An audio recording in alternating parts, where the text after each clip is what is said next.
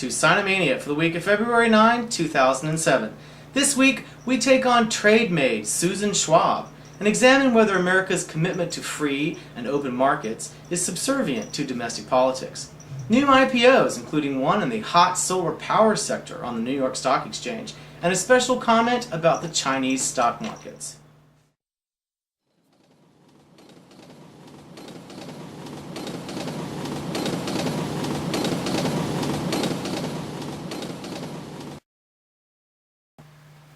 For years, the U.S. Congress has asked, is China playing by the rules?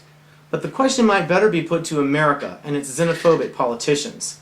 The United States this week complained to the World Trade Organization, accusing the Chinese government of subsidizing its IT, paper and wood products, and in particular, steel industries. The dispute is the first dramatic move by U.S. Trade Representative Susan Schwab since she took over an office that is something of a stepping stone for Bush bureaucrats to more important and lucrative positions. At her confirmation hearing, Schwab described herself as a problem solver, but this action will make far more problems than it could ever possibly solve. The next step is bilateral talks. If they fail, then a request for a WTO ruling, and after that, an appeals. The whole process can drag out for 2 years, and that just may be what this is really all about. Susan Schwab's complaint is aimed less at China and more at the new Democratic majority in Congress, hell-bent on China bashing. Her charges come just days after Senator Carl Levin of Michigan and Ohio's Sherrod Brown gave prepared statements before the Senate watchdog group, the China watchdog group, blasting the Bush administration for America's ballooning trade deficit with China. Of most interest to Levin and Brown is steel, since both come from states with important steel businesses that employ tens of thousands of workers and have powerful union lobbies that traditionally support Democrats. Sherrod Brown just won a narrow victory with heavy union support over the Republican incumbent in Ohio. Brown is a well-known anti-China critic and influenced by a pro-independence Taiwan foreign lobby. Carl Levin is up for re-election in 2 years and feels the heat as his state's industrial base slips into second-rate status. Many central governments intervene in markets to support domestic industries, including the United States.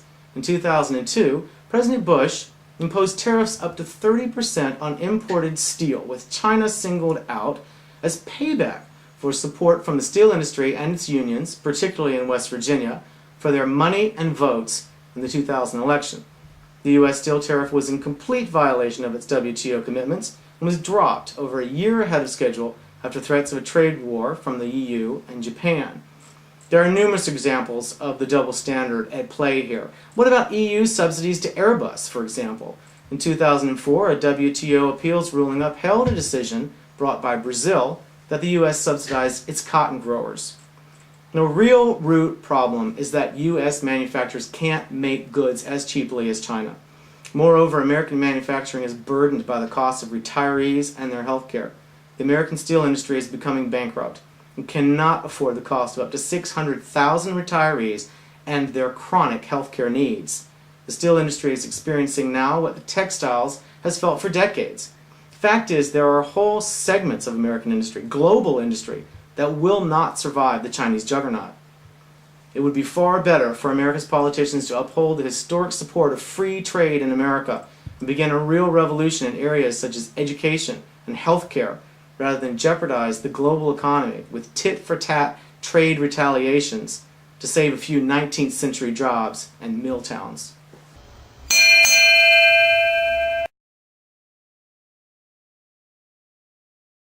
Remember, investment decisions are up to the viewer, and Sinomania provides information only.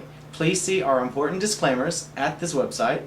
And for more on China's WTO commitments, just type WTO in the search box above my head. I'll see you next week. This is the end.